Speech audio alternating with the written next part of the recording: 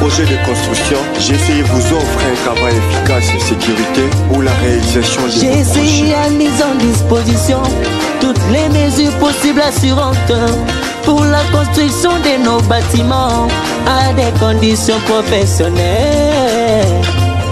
GCI, solution ya bana yango.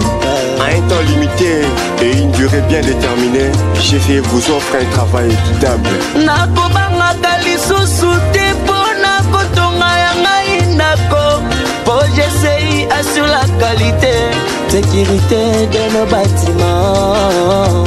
Bonjour fidèles abonnés de cette chaîne Global Construction TV. De partout où vous êtes en train de suivre cette émission Construire, nous vous souhaitons le bienvenu. C'est à travers cette émission que vous avez l'occasion de découvrir les savoir-faire de cette équipe très professionnelle de Global Construction et Ingénierie. Nous sommes présentement dans la commune de Limete, au quartier Mombele, non loin de Yolo Médical. Toujours dans le cadre de vous montrer les travaux de différents chantiers de Global Construction et Ingénierie. Aujourd'hui, c'est l'implantation d'une maison unifamiliale.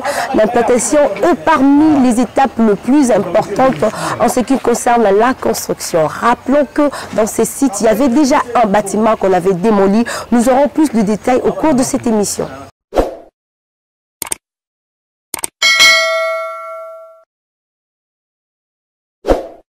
Monsieur l'entrepreneur, nous avons des côtés dans la limite, dans le quartier Mombele pour nous la implantation, il y a bâtiment, mais implantation on a découvert il y a biba on a biso ba mon akandi tout leur ça on a différents chantiers ndeni musali pendant l'implantation puis ndenge ko continuer tina suka mais ba découvert biba y barate implantation on a vraiment nini importance na ngoza nini na musala wa construction. Merci Yambona pour sa réponse. Nous avons Simbote na bande kuno so zali kolanda biso na bisika nyonso bazali. Merci pour la fidélité na bango et puis tozali toujours kopesa bango musala o ba kosenga biso. Tozali ndingi kaka uti ko annoncer na début ya émission qui na quartier Mombele na commune Limete non loin ya Yolo Médical.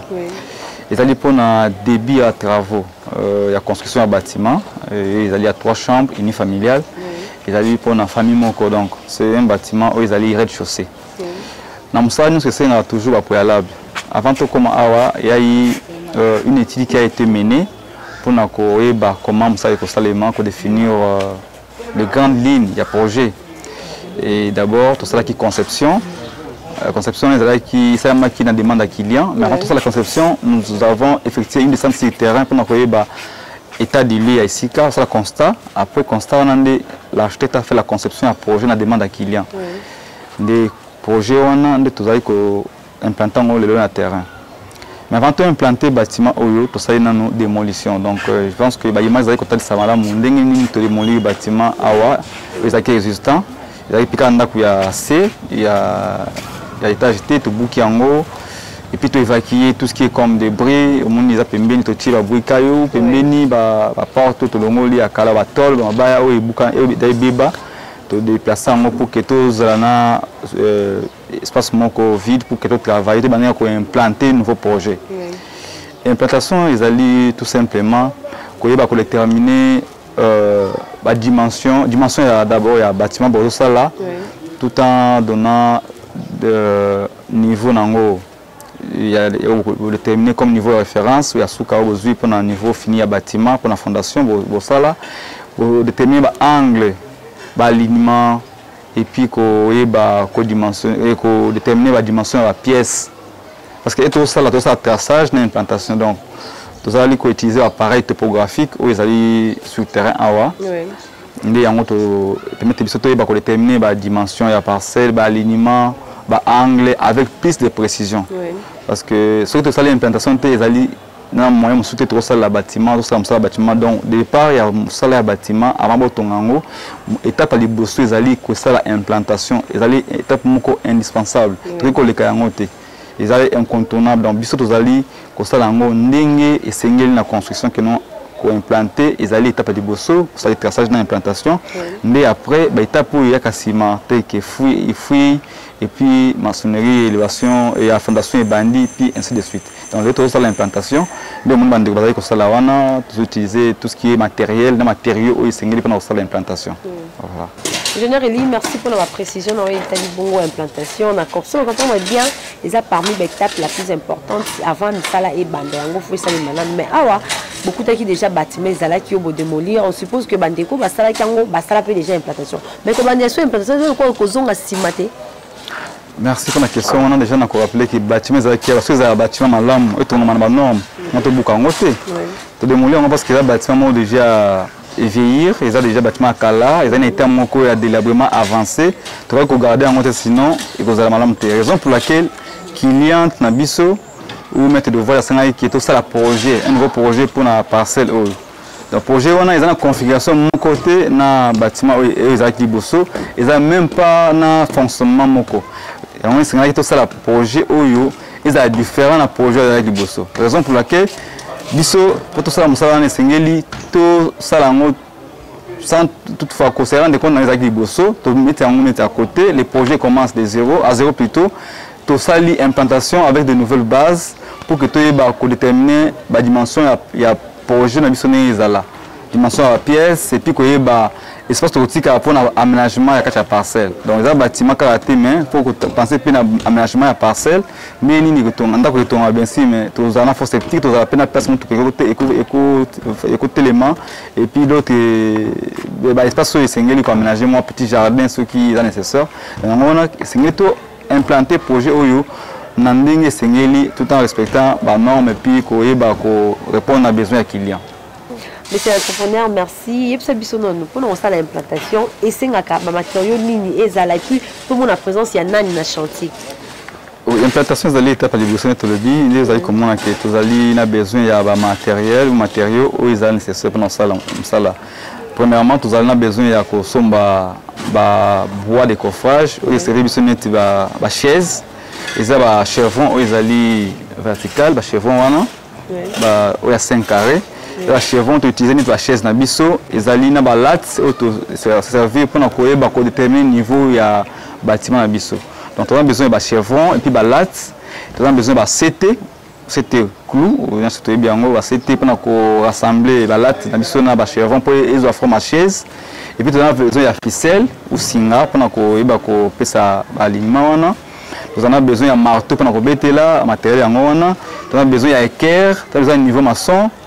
Et tout à l'heure, on a besoin d'appareils topographiques où ils ont niveau lunette, ils ont une précision plus que les autres appareils où ils ont sur le terrain, mais tout ça, tu accompagnes comme ça, on a un matériel professionnel pour que la qualité est bien. Donc, pour le niveau lunette, ils ont déterminer le niveau de référence au niveau fini à bâtiment. Pour tout ça, la différence de niveau par rapport à bâtiment de biso to sala. Donc il y a un autre petit niveau déterminé pour un point A, si un point B ou point C, niveau est égal. Et tous les sous appareil où ils allaient à distance totale, il y a un repère ça biso à précision au millimètre près en termes il y a angle, il y a alignement et puis distance d'un point à un autre point. Donc avec ces deux appareils, vous allez implanter le bâtiment où on a plus de précision. Donc c'est sûr que tout le monde a appareil, mais lorsqu'il faut construire avec plus de professionnalisme, surtout dans les normes, il faut faire appel aux appareils professionnels où ils ont approprié pour la salle où ils sont pour une implantation, même dans le Libanda, dans le basala musala nyonso bayo respectera étape musala basala na appareil où ils appareil l'implantation et jouer rôle là mais d'autres étapes aussi zali au bureau pour ça la peine appareil au maintenant maman oyo est intervenu pour ça l'implantation. Voilà, l'appareil utilisé en Ghana. Bandeko va participer à l'étape où ils d'abord l'ingénieur ou Azali, comme ça superviseur, il faut l'architecte qui est le constateur, il faut aller sur le terrain et puis Azali peut présent. Je pense qu'on est comme on a été Lili.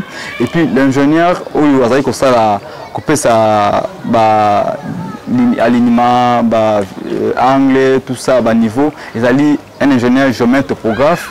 Où manipuler l'appareil pour appeler sa biso la précision au millimètre près. Donc, en dehors, il y a un ingénieur, un architecte, il y a aussi des maçons, ba technicien biso ba ouvrier qualifié na non qualifié ba osala musala ya kobeta ba chaise ma chevron pour que to beta ba lat na biso wana bango nde bazali ko accompagner biso pour que to sala ngo ensemble et au finish bazui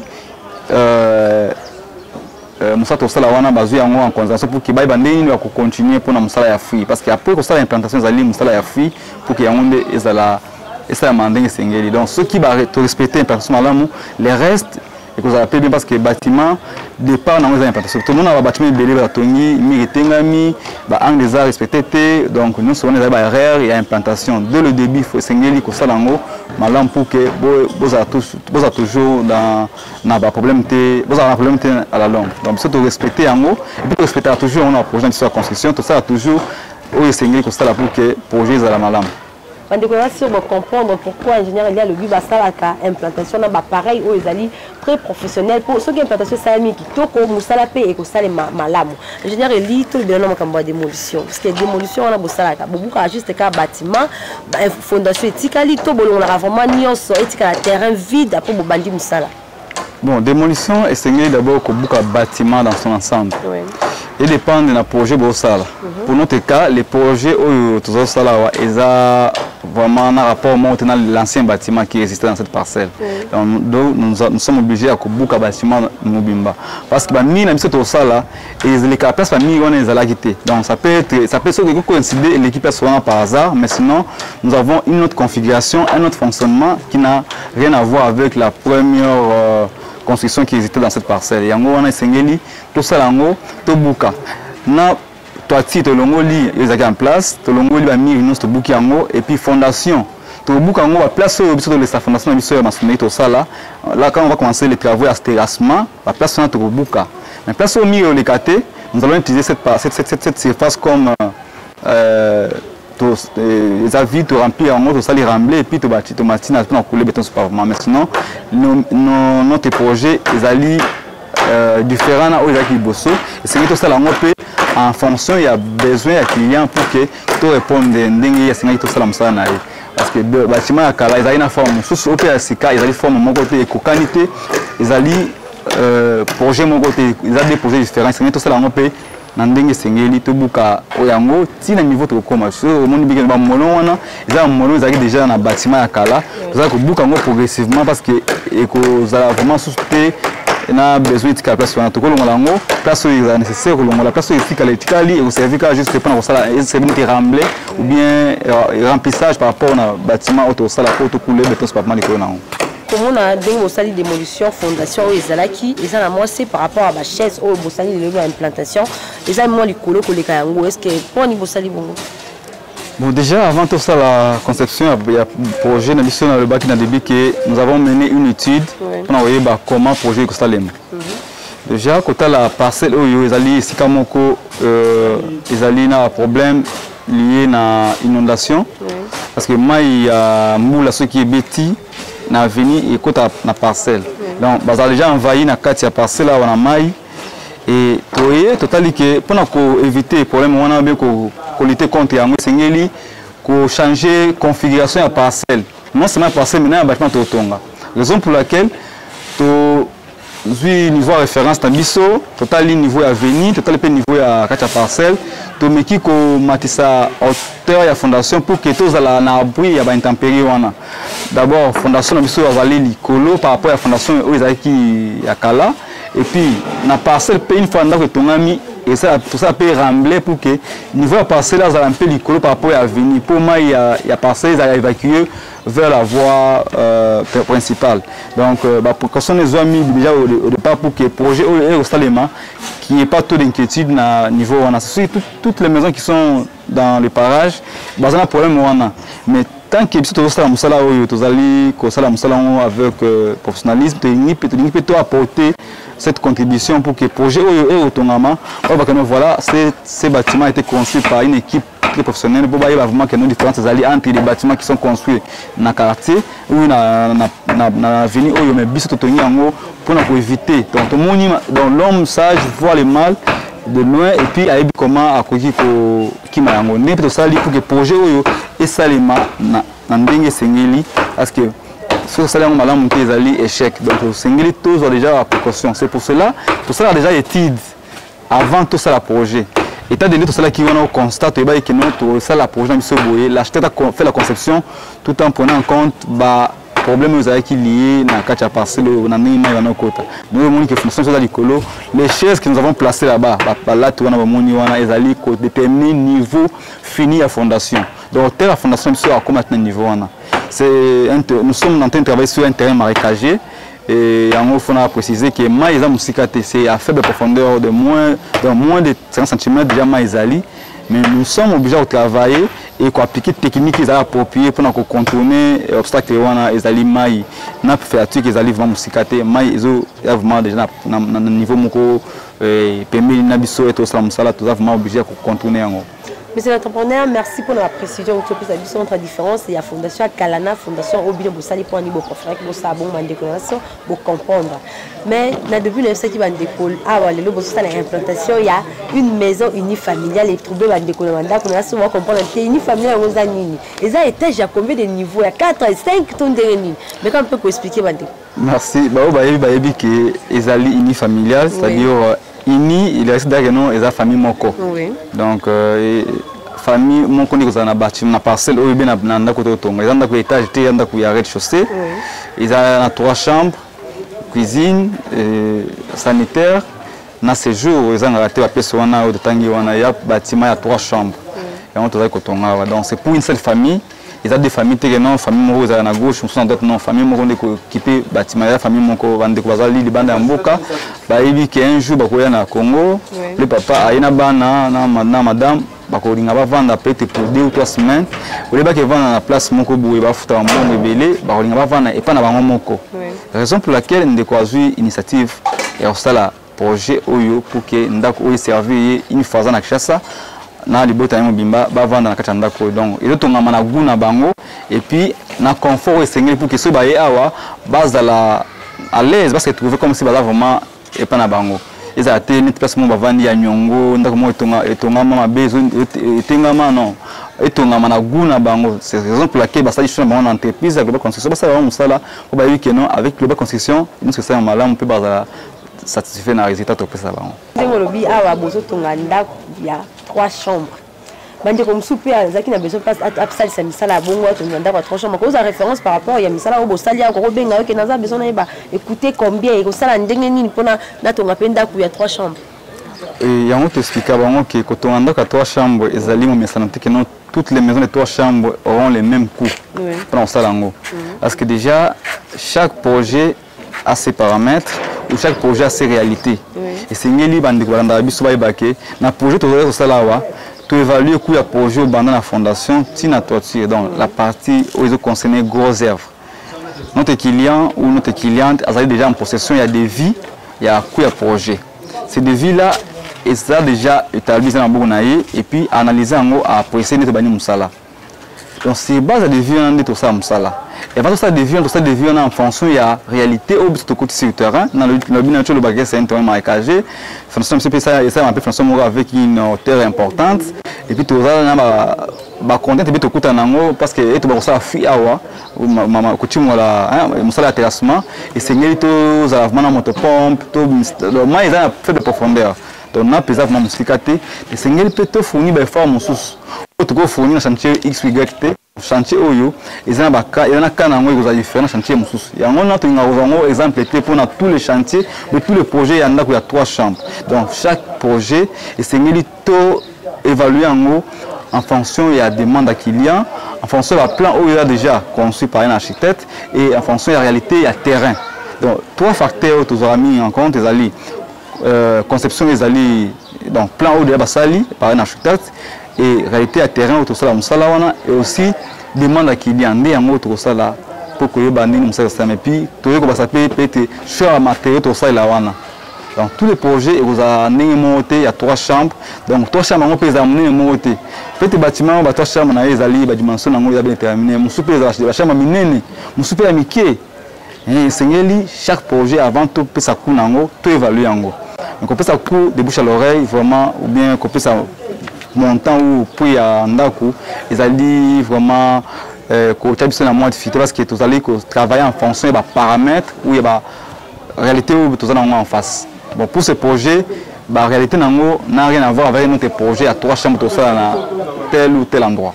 Bande connaisseurs pour comprendre, l'ingénieur a expliqué qu'il y a 3 chambres, ça dépend, il y a place du chantier dans les alliés, ça dépend de la réalité au banc. Mais l'ingénieur Bolobi, vous savez, implantation. Après implantation, étape numétique. Je vais expliquer que tu as signé un contrat d'abord pour un projet OYO.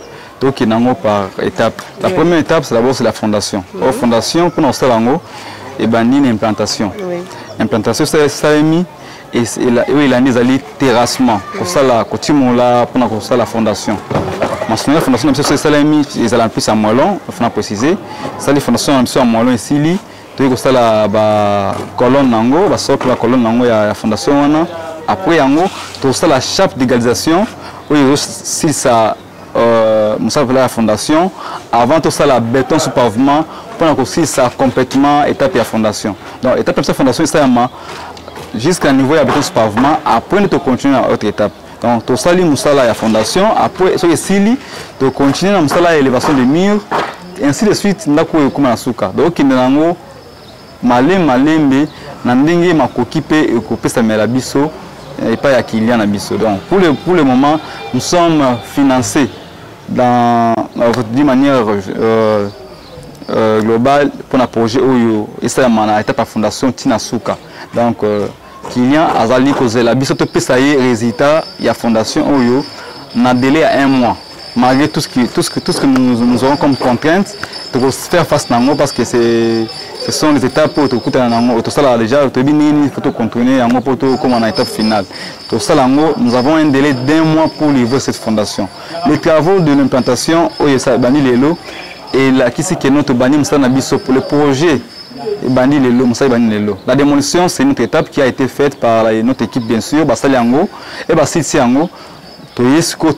projet. Donc nous sommes aujourd'hui le 18 mars, c'est le premier jour il y a Moussa Bandi. Donc à compter il y a le lot, combien de jours pour que sa fondation un niveau de béton sous pavement. Na ko compléter puis on a préciser que après avoir aussi sa conception et projet et puis tout ça qui contrat signé na Kylian Abisso. Tout ça qui fait des marches, tout assistant qui est à niveau de l'urbanisme, pour dans service à l'urbanisme et l'habitat, pour avoir autorisation de bâtir, pour permettre puis ça y est pouvoir y a coton dans la parcelle. Mais avant cela, il y a eu les travaux de démolition qui ont été effectués dans cette parcelle. Il y a un peu d'autorisation. Nous avons procédé à l'étape de l'autorisation des bâtures et aussi l'autorisation et la démolition pour nous vraiment en règle battu à l'état ou chaque fois sur le terrain. D'ailleurs, présentement, ceux qui ont un document, nous leur avons présenté le document. Mais déjà, avec ce que nous avons comme document, ça nous donne le pouvoir de travailler sur ce terrain sans que nous soyons inquiétés par qui que ce soit. Donc, ceux qui sont vraiment indisponibles ou tenté au démarche à urbanisme pour avoir un document autorisation de bâtir, nous pourrions toujours aider ou assister pour que Moussala ait arrêté de continuer le projet. Comme vraiment la souka émission na biso na rappelé bande ko kelelo to zaki na commune à limité na quartier Mombele fa pour Sabino implantation il y a une maison unifamiliale mais bon moni de la tribune métal sur implantation d'un salemi ingénieur eli lelo implantation et salemi bien biso na début premier jour boyaki awa ndenge bo sali démolition et tout makambo sonné mo commis lelo difficulté ni beaucoup tan na batango na nyonso. Oui, merci pour la question on a ezali malamu ko répondre bande ko bayebake. Nous savons que ça est toujours et c'est difficile de rater. Mais et aux amalams qui continuer en pour que beaucoup de résultat final. Pour la biso awa, tout vraiment difficile vraiment et autres biso minité mais ça ka difficile moko ils ont ya gravité. Ils ont lié pour na kota la c'est côté matériaux parce que parce que même si vous allez mouki à mon été nous avons fait ton amas et en même temps faut stocker les matériaux à construction tels que sable, caillasse, moellon, ciment et autres matériaux. Donc quand déjà que non pas nous mouki tu as une difficulté pour y bawa puis tu matériaux na biso mais avec le temps je pense que tu vas s'organiser pour que gestion matériaux elle vraiment bien contrôlée et puis tu vas gérer l'espace, autre ça la autre ça la regarder matériaux na biso parce qu'à venir tu peux tirer l'homme ça parce qu'il a déjà voir batale kaka et puis de deux ma ya mbula ndenge bitaka et ça la question de wana et comme mango na mbula et qui de l'autre côté te perdre donc nous avons l'obligation de gérer matériel parce que déjà c'est une dépense ceux qui te sali erreur que matériel et choli na mbula tous vraiment peut-être perte. Donc, nous allons faire en sorte que bien que nous n'avons pas assez d'espace pour le stockage de matériaux, mais nous allons faire avec pour que le chantier évolue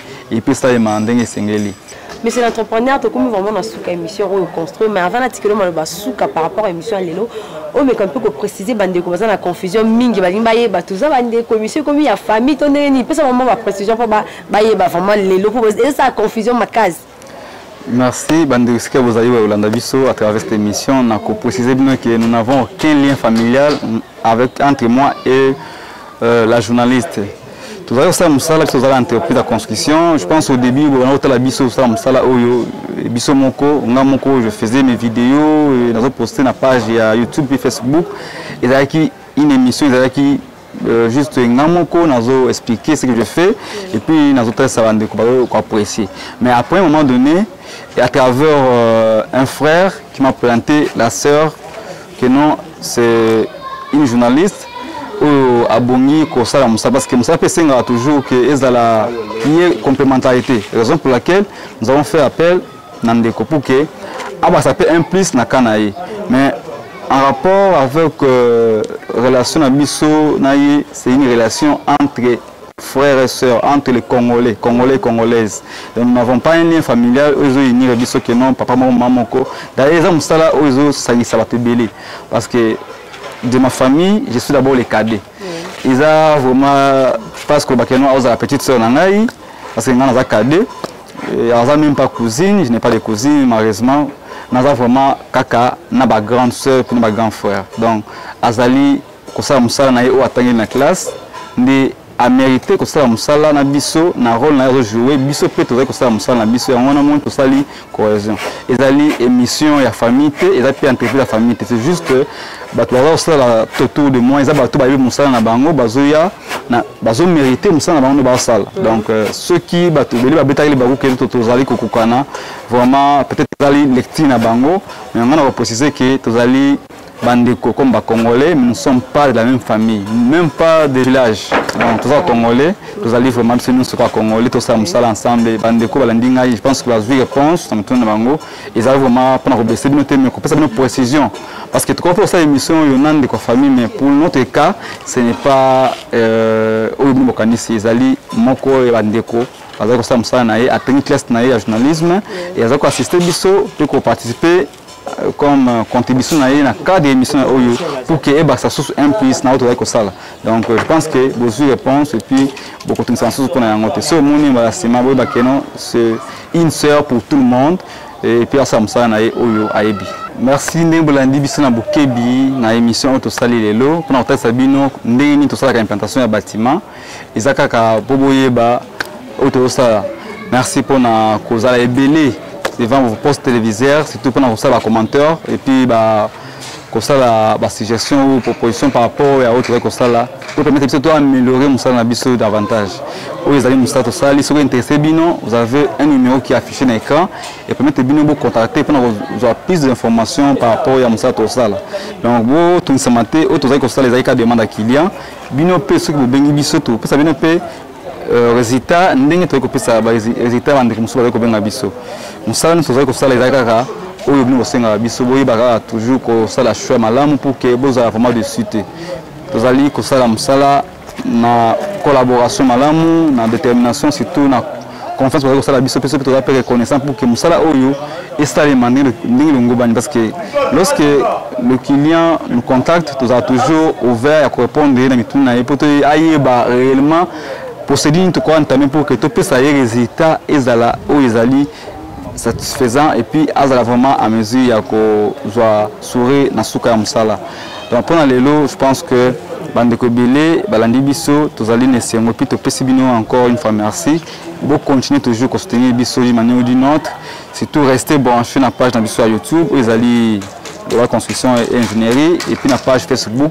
tout ça là peut direct ou live ou permettre nous que nous en même temps tout ça implanté vous avez à mesure que la paix musala en direct pour na koza na idée parce que belé ba ingaka kota la peut une fois deux ça mais vous êtes malin mon boy ba pendini to bana kosta lango parce que nous avons aussi réalisé certaines vidéos aujourd'hui en direct où permettre bino que avant de poster vidéo tu vas tourner mais déjà il en direct les gens qui ont suivi ça ba mon de travailler puis ba comprendre pour se dire en biso même si il y a un extrême il y a 20 minutes ou 10 minutes mais permettre bango ba yeba que nous voilà nous avons travaillé de cette manière pour que tout comme un résultat au toza nango bande ba travailler toujours ba aussi ça pour ba contourner ou ça la contour ya bâtiment ba cadrage nous ceci là je pense que le niveau ya bâtiment c'est déjà donné de comme on a ba chaise wana na ba ficelle là d'un niveau fini ya bâtiment na biso ya pour la fondation tout ça là politique à venir à nasser et puis tout ça la ramener la parcelle pour que maille ya parcelle la facilement évacuer de l'extérieur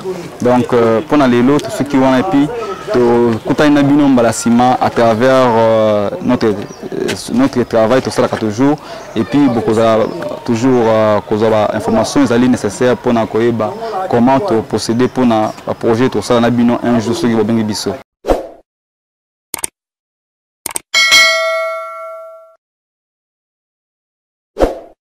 Merci fidèles abonnés pour votre particulière attention. Nous sommes arrivés à la fin de cette émission. Pour toutes vos préoccupations, n'hésitez pas, écrivez-nous sur ces numéros qui affichent sur vos écrans. Abonnez-vous sur notre chaîne Global Construction TV. Aimez notre page Facebook Global Construction et Ingénierie. Et surtout, laissez-nous vos commentaires pour pouvoir améliorer notre façon de travailler. Quant à moi, je vous dis...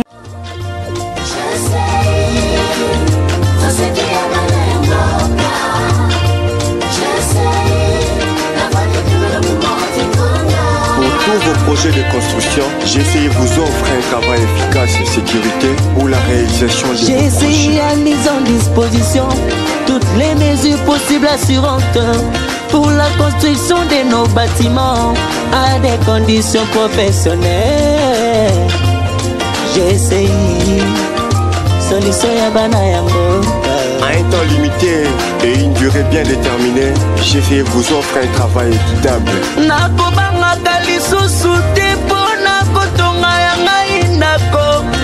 GCI assure la qualité, sécurité de nos bâtiments.